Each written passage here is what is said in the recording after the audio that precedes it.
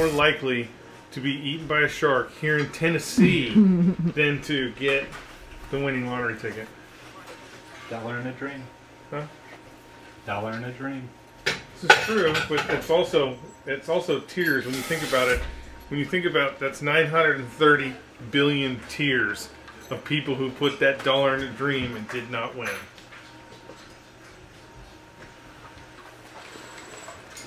Do you believe in the curse of the lottery? No, I don't believe in the curse of the lottery. I just believe think it's idiots. It's not a curse. It's the truth of the lottery. The lottery is not played by people that are well off. The lottery is mostly played by people who are not financially secured, or even common sense financially. You know what I mean? Like, yeah, that's why they're playing. That's why they're playing the lottery, and it's also the reason why they're all poor within a year of winning the lottery. Yep. I mean, it'll be if somebody wins $930 billion and they're poor within a year, that'll be totally awesome. But I don't know how they would do it. Like dedication. Yeah, pure dedication. Because like I said, just taking that money and putting it into a savings account, you'll have a hard time spending the interest. Because what most people don't realize is you don't start making money. So when you start saving and investing, you start saving. You don't start making money until you get into the six figures. Now, when you're talking about millions of dollars, those millions of dollars are making money every fucking second. Yeah. Like every second. They have what a lot of you people don't know is they have schemes. Banks have all these type of schemes of how to make money, and money circulates around the world in a 24-hour cycle. So they literally can take your check that got deposited Thursday, which will not be in your account on Friday, and they can add it to everybody else's checks, and then they send it to Hong Kong, and then from Hong Kong it just follows the sun around the earth, and by the time it gets back to that bank, it's 10 times more money. Because they just how they cycle through the system. So yes, by the time you had 900, like you could literally put that in a dumb like 1% savings account and be just set.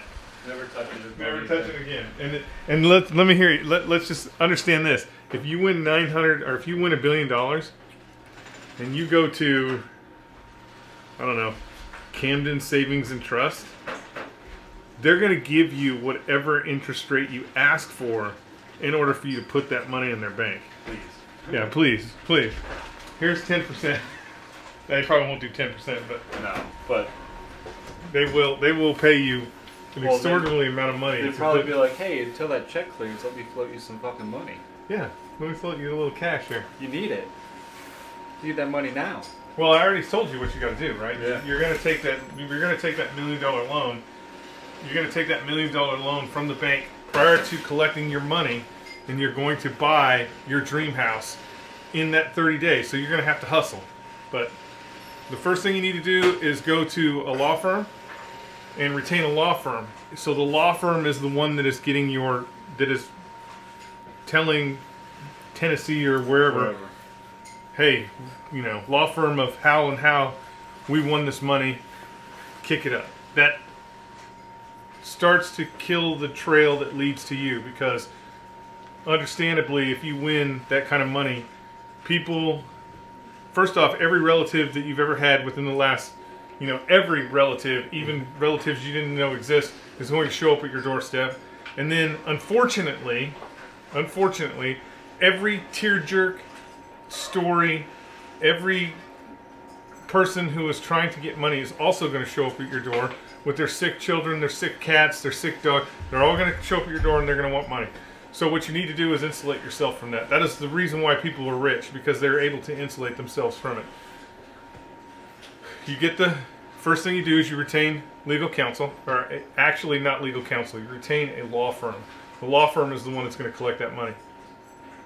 Prior to announcing, you wait the longest period of time. The longer you wait, the more time you have to prepare. If you run into the fucking place immediately and go, hey, I won this money, they've got 30 days to make an announcement and do a payment. So you'll have people calling you on the phone, showing up at your doorstep, and you won't even have $1 yet. So what you do is retain legal counsel, go to a bank with legal counsel and that lottery ticket, retain a loan for a whatever. We'll say $2 million. And then immediately start searching for your dream house. Find your dream house, your dream piece of property, not next door to the house that you lived in before, but you find your dream house, you move. You don't tell anybody that you're doing this, not your mom, your cousins, you don't tell anyone that you're doing this, you just do it. Then, you've already moved, you've already changed, you've already got a new phone number, you've already got all that stuff. Then when they announce that you won the money, and only then do you call your mother and say, hey mom, I guess what, I won all this money, but I don't live where I live anymore and I'm not telling you because you're going to want all this money. I'm just kidding, mom. You can have it all, I don't care. But that's how you insulate yourself, and that's how you keep that money, because if you don't, truly you will be mobbed by every person on the planet wanting a check. And the sad part is 90% of it will be scams. It'll all be scams. People using their children, people using whatever means necessary to get the money from you because they don't think you deserve it because you won it in a lottery. That's why most lottery people are poor. Within a year, most people who win the lottery don't have that money anymore, because they're what is true is middle class and lower middle class. So people that have a little bit of money, even a lot of poor people are more generous with their money than rich people, and that is why rich people are rich. I used to know a guy who was a multi-millionaire. This was back in the 90s. And he would fly, every time he'd fly back into the airport, he would walk around the fucking airport. So this guy had millions of dollars. Big corporation. And he would walk around the airport and find the carts and take the carts back so he could get the quarters. That's how you have to think if you win that kind of money. If you want to keep it. If you just want to spread it around and make a bunch of people happy for 15 minutes, and that's fine too. But you could also join my army once I win that money, because I am going to form an army, not a militia, not a group of freedom fighters, an army. What are you gonna call your army, Skully? I've already got a name for it. What is it? I can't tell you because then somebody's gonna trademark it. And, what? Yeah. Fucking, you're gonna roll over them with your fucking army, so fuck it. This is true. I've already got a plan to get M1 Abram tanks. I shouldn't be telling you this because somebody's going to be like, hey, didn't he talk about that corporation?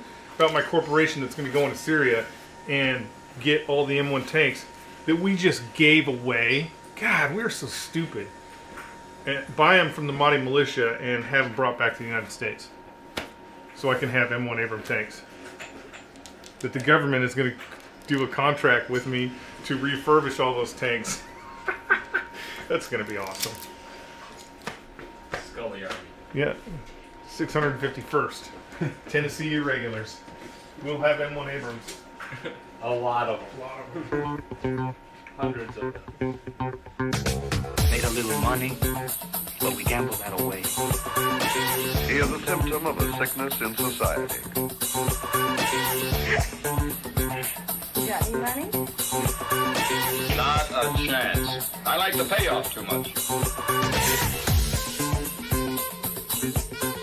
Getting money. Getting money. Getting money. Getting money.